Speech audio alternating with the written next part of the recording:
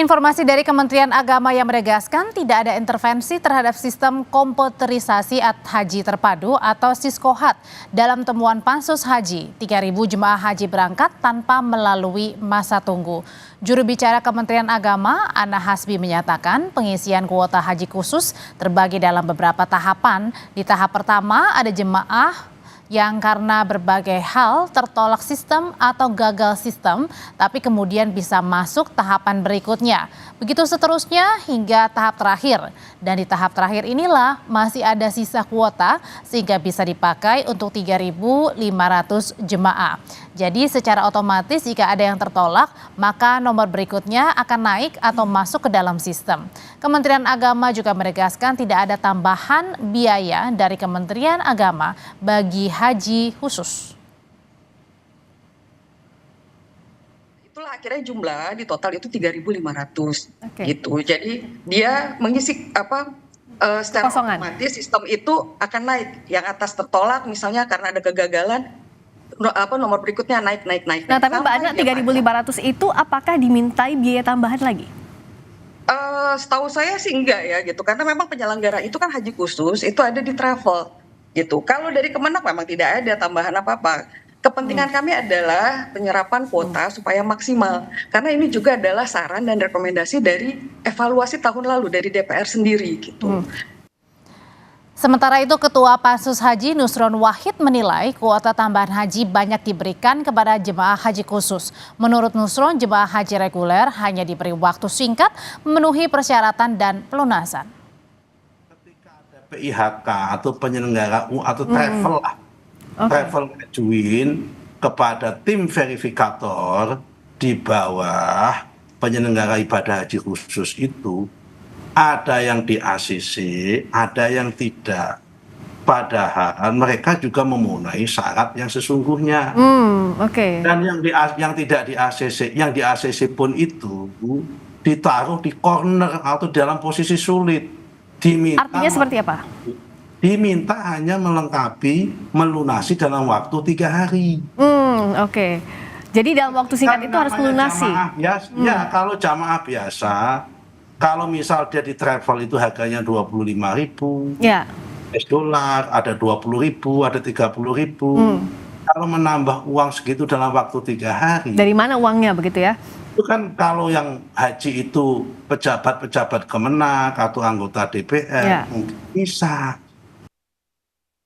Pansus Haji DPR hari ini kembali menggelar rapat untuk menggali keterangan soal adanya dugaan penyimpangan dalam penyelenggaraan haji 2024. Lebih lengkap kita tanyakan ke jurnalis Kompas TV, Niputu Trisnanda yang memantau jalannya rapat di gedung DPR. Putu, ini Pansus gelar rapat kembali dengan jajaran Kementerian Agama. Kalau kali ini apa yang digali? Masih sama, tapi khususnya adalah pengerucutan tentang dugaan pelanggaran. Kalau sebelumnya ini masih dicari jenis pelanggarannya apa, apakah bentuk administratif atau justru ada pelanggaran pidana. Nah, kalau sekarang apalagi setelah kemarin sudah melakukan sidak, Pansus Haji ini sudah lebih spesifik terkait dengan dugaan gratifikasi. Karena tadi saya juga sempat berbincang dengan salah satu anggota Pansus, Marwan Jafar, yang tadi sempat memberikan keterangan bahwa dari beberapa pihak yang dipanggil, baik itu dari agen travel, kemudian ada saksi-saksi yang memang ini antara calon jemaah atau yang sudah pernah berangkat, ini juga sudah dimintai keterangan. Kemudian juga ada bagian dari Kementerian Agama dan salah satunya yang sekarang ini masih berlangsung adalah verifikator yang tugasnya adalah menginput data dan lain-lain. Ini juga memberikan arah yang sama, yaitu ada intervensi atau ada abuse of power, bahkan bahasanya Marwan Jafar tadi, di mana ada sekitar 3.500 jemaah haji atau calon haji yang bisa berangkat, padahal ini masih 0 tahun masa penantiannya untuk berangkat haji.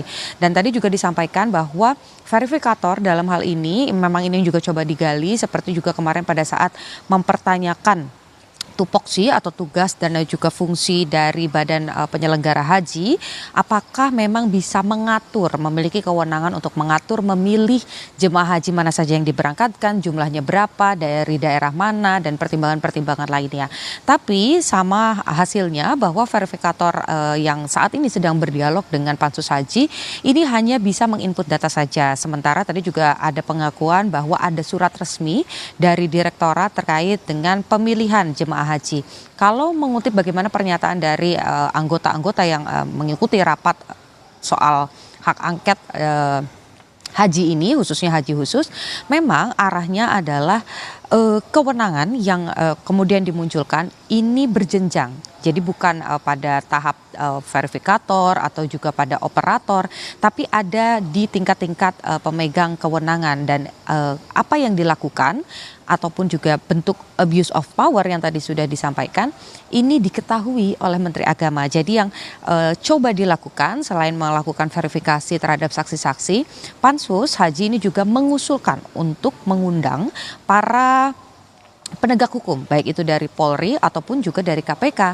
Karena kalau memang ada indikasi gratifikasi, maka dalam hal ini DPR tidak memiliki kewenangan ya untuk mengusutnya secara pidana ataupun juga mengusut dengan tindak pidana korupsi. Tapi yang kemudian punya kewenangan itu tentu saja penegak hukum, baik itu dari Polri ataupun juga dari KPK. Nah, ini memang belum ada keputusannya karena masih didiskusikan di dalam.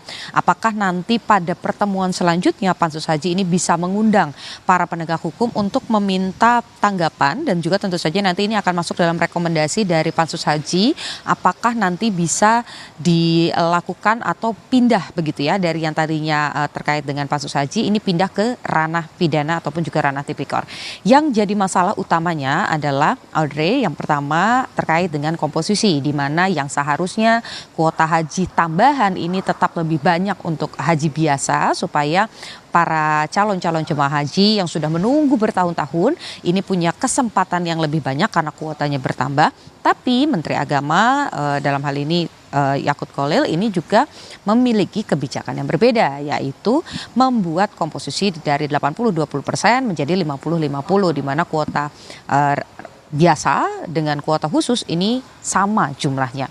Kemudian yang kedua, hal ini juga tidak dibicarakan dengan DPR karena sebelumnya kesepakatan dengan DPR adalah mengacu pada undang-undang di mana ada 80 dan juga 20%. Tapi ini berbeda dan tidak didiskusikan. Makanya ada Pansus Haji, dan yang terbaru tentu saja tadi, apakah nanti bisa memanggil penegak hukum untuk dihadirkan ke DPR, dan juga ini berdampak pada rekomendasi yang nanti akan dikeluarkan oleh Pansus Haji.